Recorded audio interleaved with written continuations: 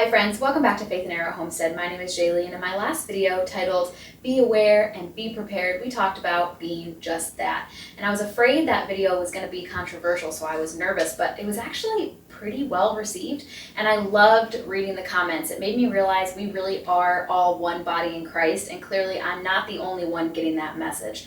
But I did have several people reach out to me or comment on the video kind of asking, how do you put up food, or asking for practical tips on how to do the things that I was suggesting we do in that last video. So I thought a great follow-up video would be me showing you sort of what I have going on here, my process for putting up food. I am in my third year homesteading, so I'm going into my third canning season. So at this point I do have some processes, some equipment, and some things that I think would maybe be helpful to share. In this video, you are also going to hear me mention a lot of different pieces of equipment. Two things about that. First, I will link them all to the best of my ability down in the description. But second, do not feel like you have to go out and buy all of these things. I have accumulated these things over the course of a few years. My vacuum sealer was a birthday present from my husband. I bought my Excalibur dehydrator with tax money. Like, I've been slowly accumulating these things, so don't feel like you need to go out and get them all. But perhaps it'll give you a great idea for maybe where you could start. And so we're here in what I've been calling my homesteading room. I have a video for this on my channel. This was a spare bedroom that I converted into what I call my homesteading room. And the reason I did that was because homesteading is a lifestyle, and it tends to kind of take over the house. I think my husband would agree with that. And I just had homesteading stuff all over the place. And I wanted a place where I could bring it all together and store it in one place. And so that's what this room ended up being. So over here, I have my computer desk. This is where I do all of the editing and everything for my YouTube channel. Behind me here, I have the first rack for food. It's looking a little sparse, and that's because we are moving into the canning season this year. So I already had this. We purchased this house for my grandmother. This was in the basement. She let me keep it. So I started with this. And then when I realized that I was going to need more space, my husband helped me install this. So we have some extra racks here that I have also been using for food storage. And then on this wall over here, this is my seed starting setup. It's not always in operation. Clearly right now it's not. It's just kind of holding stuff. It's a little messy actually, but this is where I start all of my seeds. And actually I will be starting a new round for fall planting here very soon, but for now it's just empty. And then when we come over here, this is the doorway to come in, and on this wall I have a little workstation, and here I have my dehydrator. It was actually running and I turned it off so that you could hear me well. I had it in my breezeway, and if you've been following me for a while, you know that. You've seen me film footage with it out there. But my breezeway is not climate controlled, and this year I was finding that the items in here were actually growing mold, even though I was dehydrating them, because it was just so humid. So I thought, okay, we probably need to move it. So I brought it in here. And then lastly, behind me, this spare bedroom has a closet. And we'll get some footage of that. It's actually really hard to get in there with the camera because it's such a tight space. But in here in this closet is where I store my canners, my vacuum sealer, my roaster ovens, all my extra jars and things like that are in here, and that is so cool. Now I recognize that not everybody's gonna have this amount of space. Honestly, hopefully someday the Lord blesses us with children and we won't have all of this extra space. But for now we have it, and so I think that this is a great way to steward the extra space in our house and to stay organized and intentional. So this was a great way to use this space. So let's come back over here and look at the food storage area. So you can see up here I have various extra lids, and I have lemon juices and vinegars, salts and everything stored up here. And then as you kind of just look down, I've got just various canned goods. And then down at the bottom, I have seeds and beans and things like that stored down there. And then for these shelves here, this top one, I mostly just use to store jars that had canned food in them and have been cleaned. You can see I store them upside down to help keep them clean, but if I'm gonna be honest with you, they still get really dusty. So I do still give these a wash before I use them, but they've been used and been cleaned. And then down here, I have, this is all new food. Everything that you see on this shelf is new, except I've got one jar of tomato sauce from last year and a little bit of salsa left from last year. Everything else is new. A couple of things that I want to point out to you. I have quite a bit of broth. This is chicken broth, and over there I've got quite a bit of beef broth. This is an item. I'm not going to go through every single item, but I'm going to point out the ones that I think are really important. And if I were to put up food, well, I am putting up food for, potentially emergent situations, broth is certainly going to be one of them. It is very nutrient rich and it is a protein source. And if all you had was a jar of chicken broth, that could be a meal in itself. When people are ill or whatever, they will often just drink broth. And so I think that for the time it takes and for the space it takes, having broth canned is very valuable. When we go downstairs to look at my deep freezer, you'll see that I also have broth down there. I like to preserve it both ways because when you can broth, and you have to pressure can broth, so when it is subjected to those really, really high temperatures, you do lose a little bit of that nutritional content. But when you don't have it exposed to that really, really high heat and you freeze it instead, you keep that nutritional benefit. And so I do like to keep some of it frozen for that reason. However, if anything were to happen and the electricity went out, we don't have a generator, I want to get a generator, I would lose whatever is in the freezer. But if you can it, its shelf life is a lot longer, a lot more stable, and you don't have to worry about it. So just keep that in mind when you're choosing how you want to preserve your food. Freezing it is better from a nutritional standpoint, but obviously canning it is better from a long-term storage standpoint. Now, right below here, I had a lot of questions about this. I do purchase bulk flour and bulk sugar, bulk oats, which this is empty. I have another one coming in this next Azure order. And I had a lot of people ask me, how do you store your flours and your sugar, your grains, and things like that long term? And I use these 5-gallon food grade buckets with something called a gamma lid. So this is a gamma lid. It screws on. So this is very safe from pests, rodents, and whatnot. And it's also a lot easier because if you've ever tried to open a standard food grade bucket, it's those lids are so hard to pry off. And this makes it so much easier to keep the food safe, secure, and easily accessed. So I have sugar in this one, oats, and then 2 different kinds of flours, and I have one more that I'm going to show you in a different room. I get them from Azure Standard. I know for sure you can also get them off of Amazon, and I think there are probably a couple other places too, but these are really great. They're affordable. I think off of Azure for the bucket and the lid, it's like $8 or $9.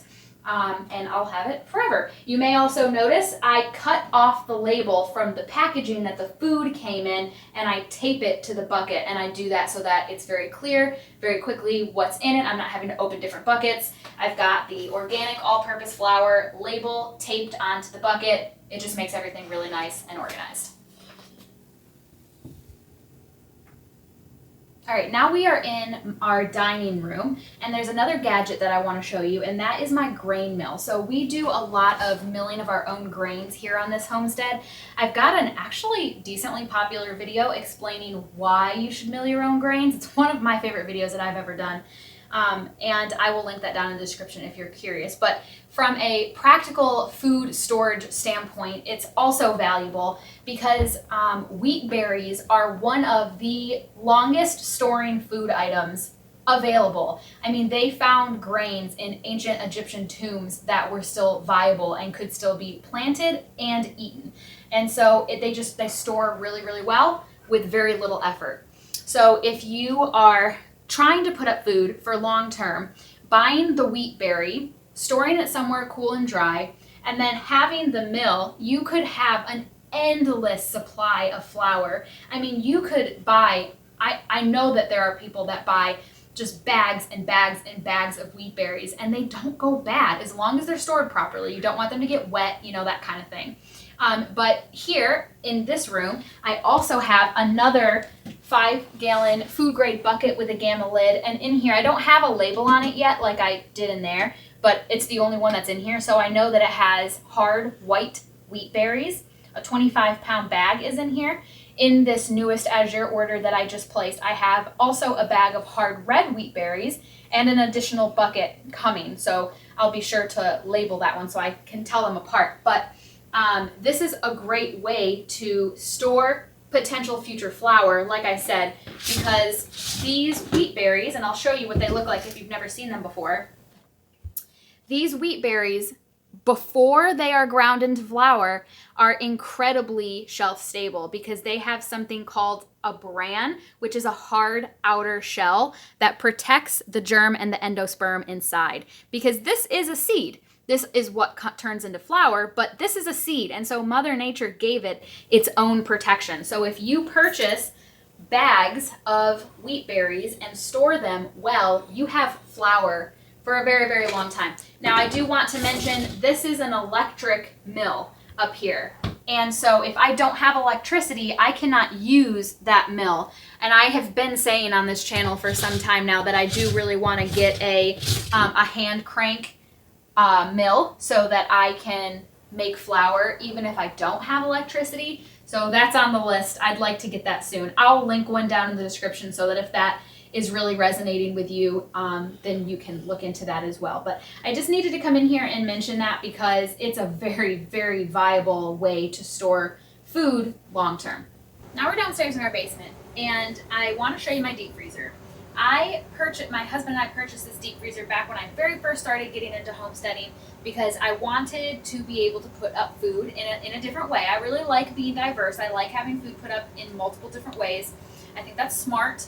I have been thinking recently because I said in that last video that my parents and I are gonna go in on half a cow, and I want to do that, but I realize I don't think it's very smart to have that much money worth of food in something that if we lose electricity, it's gone.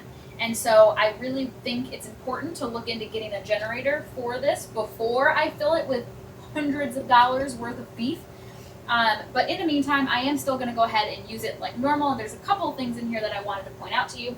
First, one of the very first things I put up this year, this is a strawberry rhubarb jam that I ended up deciding to freeze because one of my favorite YouTubers freezes hers. And I was like, sure, why not? Let me try it. And it is so good. The benefit of freezing versus canning is that when you're canning something, you're cooking it. And so canned strawberry jam has a bit of a more cooked flavor, and it's true. This is very bright, very fruity, but it's not shelf stable. And again, it could fall to the same issues as everything else if we were to lose electricity. But just pointing it out. I also have a jar of lard, and this is excellent, great fat source. Something that I would absolutely recommend having. I have a whole video about it. I'll link it down in the description. And then like we were talking about upstairs, here's an example. I've got some jars of broth. There's a huge headspace because when you're freezing in glass, you need to make sure you leave a hefty headspace so that the glass doesn't break when you freeze it. One of the major downsides to having your broth frozen is that you have to let it thaw before you can use it versus having it canned on the shelf. When I want it, you can just go pop it open and it's ready to use. So there's that. And then I talked about it already in that last video, but I have some cheese that I've been putting up and some butter that I've been putting up. So I am still going to go ahead and put up food using my freezer because something that I talked about a lot in that last video was not being fearful, and I don't want to be fearful. So I don't want to say I'm not going to use my freezer because I don't have a generator. I can still use my freezer and go through the stuff in my freezer like normal with the idea that I will work towards getting a generator. I don't think I'm going to get the beef until I have it though. That's a little different. If I lose the strawberry rhubarb jam, boo-hoo. If I lose $700 worth of beef, I will be crying real tears. So I do think I'm going to hold off on that. Now, the very last thing that I want to talk to you guys about is right here. This is my original food storage. So back when I first decided that I wanted to be a homesteader, that looked really different. It has taken me a long time to get where I am now. So for me, I went back to kind of the ideas that I had before I started learning about health and the quality of food, and I thought, okay, great. I'm going to buy all the canned goods and all the shelf-stable stuff, and I'm going to just stockpile. I don't love that mindset, and I don't think that that's what we should be going for. And now I want to pause and put the only disclaimer that I'm going to put in this entire video, because I know I had a lot of disclaimers on the last one. I realize that everybody's situations are different, and everybody's going to look at things differently. This is my YouTube channel, and this is how I'm looking at it. So if you don't like it, leave. But I'm keeping it. You can watch it and see if that ended up in there or not. This is not the way to do it. We can do better than this, because and this is almost all gone now. A lot of this stuff I panic purchased during COVID, and a lot of it's gone now. But like this macaroni and cheese, for example, or the ramen noodles, a bunch of these different canned soups and stuff, they're chock full of seed oils, they're chock full of corn syrup and other nasty ingredients, preservatives, all of the things that I'm constantly talking about on this channel that we want to avoid. And I know so many people come back with the argument, well, that's the best I can do. That's the best I can do. I have 200 plus videos on this channel telling you that's not the best you can do. Every single person has the ability to put up food in a way that's healthier, more sustainable, more supporting of your local community. And I will link several videos down in the description helping you with that. I actually have a video titled Eating Local Organic on a Budget because I get it. The box of ramen noodles is so much cheaper than, I don't know, making your own canned soup, right? For example, the chicken noodle soup base. You require a lot more time and ingredients and whatnot, but these ramen noodles are not the same as, let's say, like I said, a jar of chicken noodle soup base. They're not the same product, and it just takes a little bit of time, effort, some learning, and of course a whole lot of, my favorite word, intentionality to get there. And so I considered not even having this in the video because I don't use it anymore, and there really wasn't any need for me to show you, but I really wanted to end this video by saying, if you're new, because I got a ton of new subscribers from that last video, if you're new to this channel, I am not just telling you, go to the store, just like panic buy all the stuff and throw it in your basement on a shelf somewhere for a rainy day. That's not what this is. Homesteading is a lifestyle, and putting up food with that mindset is something that you're constantly working through. Everything that I've shown you in this video, outside of this, is constantly moving and being used and being replaced, and we're eating seasonally, we're eating locally, we're canning, we're growing, we're doing all of the things. And I know that that looks different for everybody. I had several people comment and say, well, I can't garden. That's okay. You don't have to garden. Go to your farmer's market. Find somebody a couple streets over who is gardening and say, hey, if I come once a week and do some weeding, can I have a box of veggies every week? Whatever it is, if it's on your heart, pray about it, and God will provide a way. And boy, oh boy, have I seen that come to fruition time after time in situation after situation. And so I just wanted to encourage and really challenge you a little bit and say, if your mind automatically goes to going to the grocery store, bulk buying all of the can and box stuff, let me challenge you a little bit to say, hey, maybe there's another way. Yes, it's going to be a little bit more work, but it's so much just more fruitful and just so much better. So I have so many videos. I will link them down in the description. So if this is a rabbit hole that you are ready to go down, check it out. I'll have all these products linked down in the description, again, to the best of my ability. And I want to put out more videos in the future because I think this is a great place to start. This whole channel was just me sharing my journey as I came into homesteading. So there are several people who have been along on that journey with me. But if you're just now coming to this channel because you too are feeling this like urgency to put up food, but you're starting from ground zero, the information is out there. It's just the matter of consuming it and then putting it into practice. So thanks so much for watching and hanging out with me. If you have any questions or want to talk about this at all, down in the comments, or I'm super responsive, you can private message me on Instagram. Thanks so much. Can't wait to see you in my next one. Have faith and keep moving forward.